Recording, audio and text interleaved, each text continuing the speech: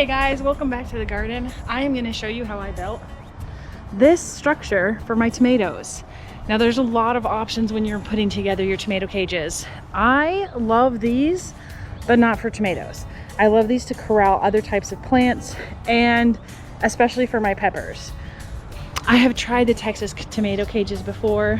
I found them, while they work, I had a hard time being able to keep up good airflow in them because everything grew so densely, and I found a lot of pests, like especially the tomato hornworms. They would be hiding in there and be very difficult for me to see. I've tried the Florida weave, I've tried all sorts of trellises, but this is the one that I've really enjoyed. So all you do is each tomato gets its own pole and you just tie it so it grows along there. And then like this is a sucker. See how this is the stem and this is a leaf? You just take out all the suckers. They just break off really easily. And you just keep tying it in. So I need to actually put another one in here. And that's a slightly bigger sucker. So I'll get some clippers to get him. But all of these blossoms, when they get fertilized, these will turn into tomatoes. So let me show you how I did it.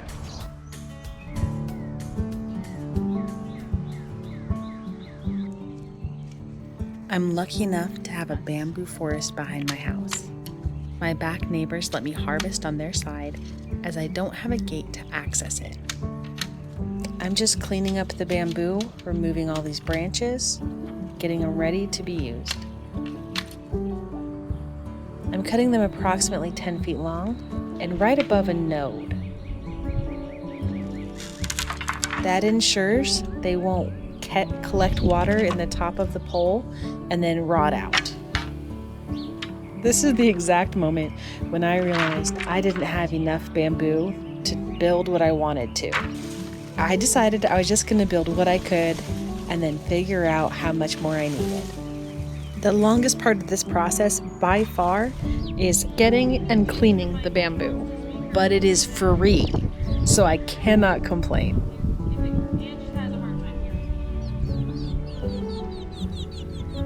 I actually really enjoy weeding. There's something very therapeutic about cleaning the soil and having a fresh start. Plus, you get a little stretch and workout in, little garden yoga.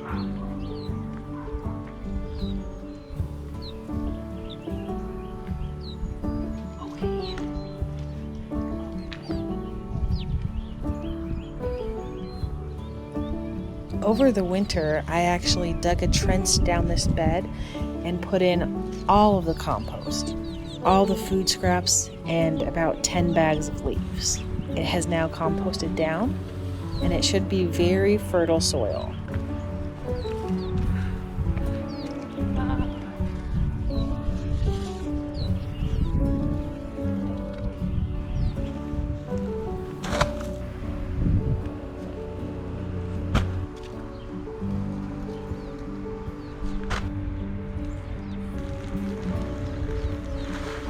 I'm just top dressing with some manure,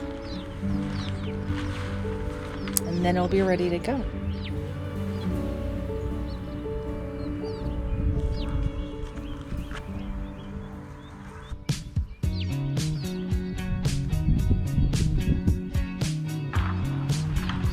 The bamboo is not heavy. It's just awkward and difficult to move. Putting in this first pole, I realized the ground was very hard because we hadn't had any rain in quite some time. So I came through and loosened it up with my shovel.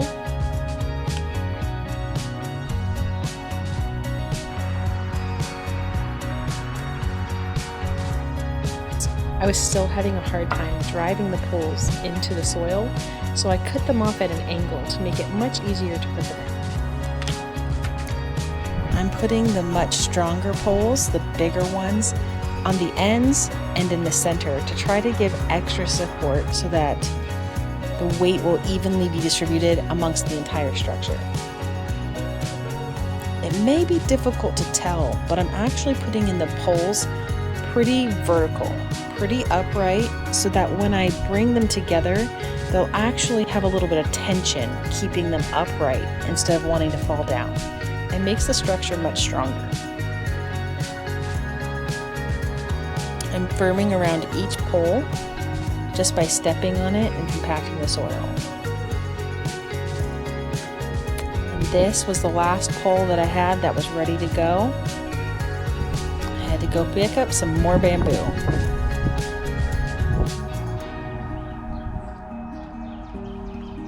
Harvesting bamboo is not difficult, but it's also not for the faint of heart. In this bamboo forest, there is poison ivy, poison oak, fire ants, and I have yet to see a snake, but I wouldn't be surprised. So you need to be wearing good shoes, long pants, and this time I got a little poison ivy on me, so from then on I've been wearing a long sleeve shirt. I also try to go when there's good light so I can see what's happening, because it can get pretty dark in the forest. I'm selecting bamboo that has died from the previous winter's frost or freezes, and I can tell because the branches are dead. I don't want the super old ones that are silvery. I'm looking for the ones that are just 1 year old, that are kind of golden and don't have new growth. If you harvest green bamboo, when you put it in the ground, it will root and it will take over everywhere.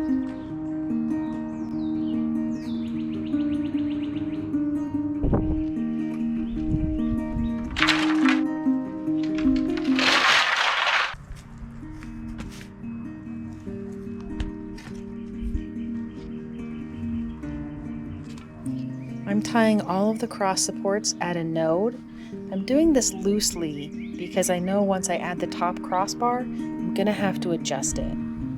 Then I tie each pair to the top on a node. This helps keep the spacing equal, the weight equally distributed, and makes the structure much more stable.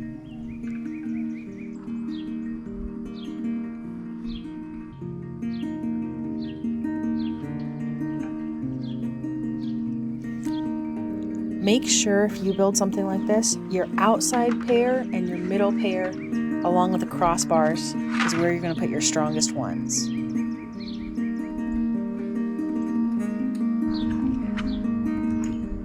Just getting ready. I'm cutting a bunch of twine to tie some cross braces. Right now it's pretty good, but it's like a parallelogram. It'll shift a lot. Oh, hello birds. But if you add a diagonal cross brace, it makes it incredibly strong and stable. So we're just getting ready to add those final pieces. I tie the top of each pole for the diagonal first, then I tie the bottom and go back in and fill in the middle. Makes it much easier. Okay. So I just pick a node. So this kind of like line is a node. That's where it's going to be a little bit swollen or thicker. So the twine will hold it really tight. Now I'm using a square knot and just some plain twine. And then I'm going again right above a node. Nice and tight. Square knot. And then I should have enough to go around one more time. Nice and tight. And square knot. That's it.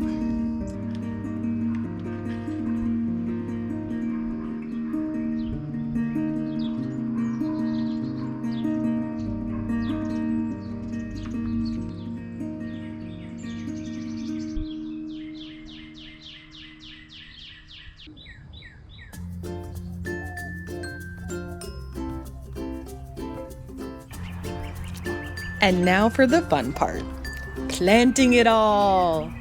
I have 16 different cultivars I am laying out here.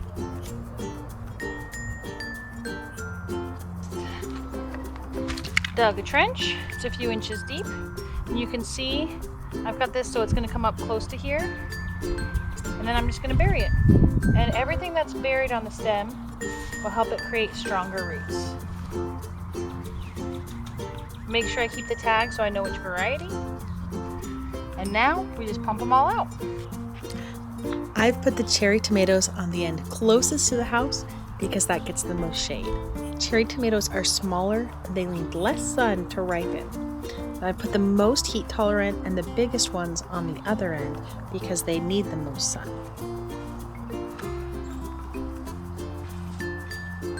Look at the roots. I like to water in as I go, and I'll water it 2 or 3 times with 30 minutes between to make sure that soil is really able to absorb and use that water. Last 2 is my tomatillos, and tomatillos grow really big. So instead of putting them on 1, I'm putting them in the middle of 4. And just like tomatoes, you can bury these deep and they'll grow roots along them. So we're gonna dig a pretty deep hole and bury our tomatillos. Gonna get them out of the way.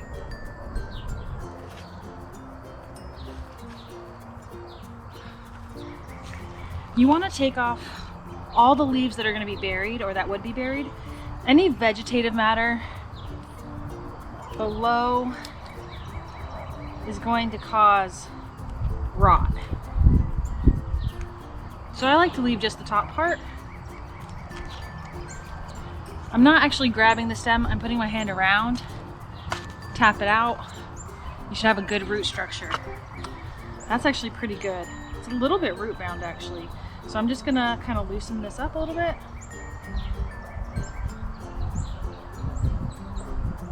Pretty good. So it's pretty good. And then I'm gonna lay it on its side. It wants to go this way. Bury it. And I'm gently supporting it, but I'm not giving it so much support that that the dirt will snap it.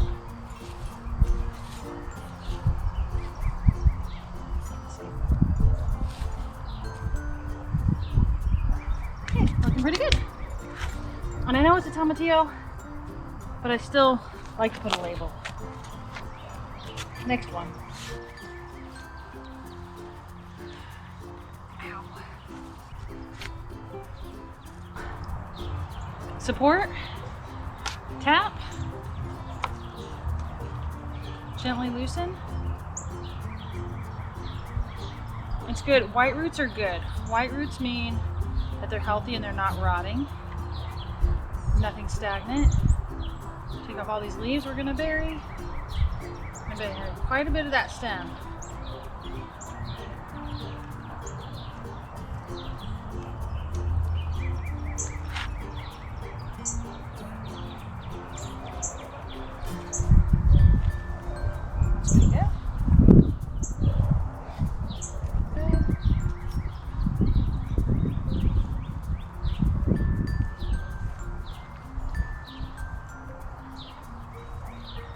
Now we just water everything in. I'm using rainwater that I harvested. I harvest rainwater because it saves me a lot of money, but also because it's way better for your plants. The plants actually get nutrients from the rainwater, and our city water is almost always treated with chemicals that harm our plants.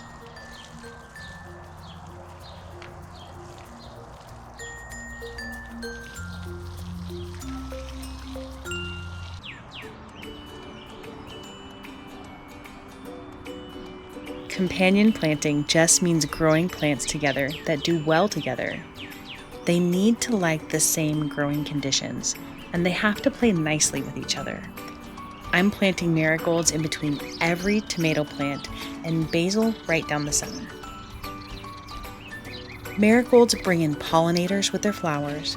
Their strong smell helps deter many pests, and their roots create a chemical that disrupts the life cycle of root knot nematodes. Now, everybody's soil has nematodes. They are some of the most prolific animals in the world. They're found on every continent, and scientists say there are thousands in every shovelful of soil. They are too small to be seen with the naked eye, and mostly are harmless. But the root knot nematode actually eats the roots of your plants, causing gall and other diseases which make your plants die. Planting marigolds is a natural way to prevent this. It's not 100%, but it works very well. Planting basil in the center provides shade from the intense summer sun we get. I'm hoping that my basil will last the whole season.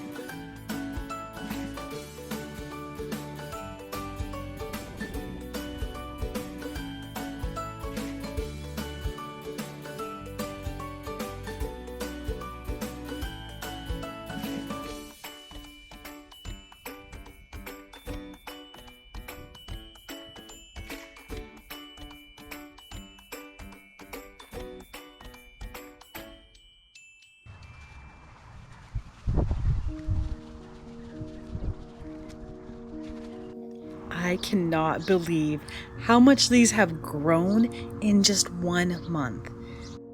They've got flowers out. Once the flowers are pollinated, they start to set fruit. And on my cherry tomatoes, those fruit are starting to grow, and I should be eating tomatoes in just a few weeks. But that also means it's time for me to prune, trellis, and clean up these tomato plants.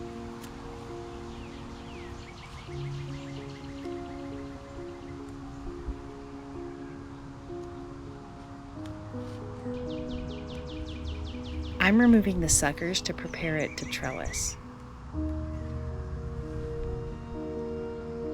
I tie it about every 2 to 3 sets of leaves. I'm using a natural fiber twine to tie a figure of 8 to hold the stem to the bamboo. You need to have room for that stem to thicken up.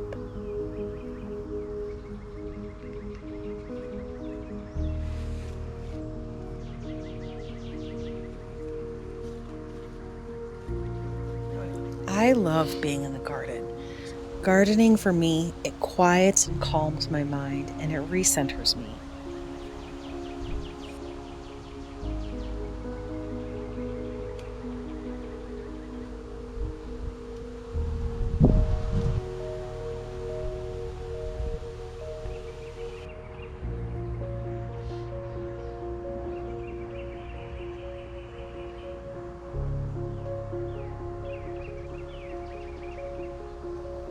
I batch cut all the twine and started laying them out for each tomato to make the process faster. Then I go back through pruning and trellising each tomato. I cannot believe how green the garden has come. It is getting so lush so quickly.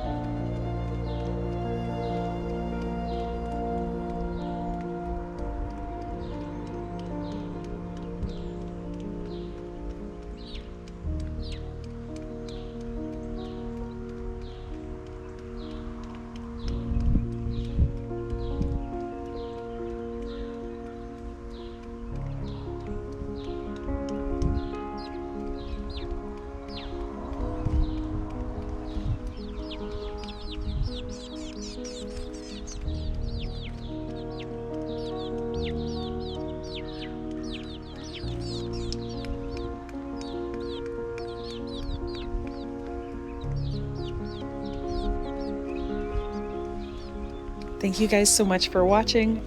I hope you enjoyed this. Please like and share this so the YouTube algorithm knows that I exist.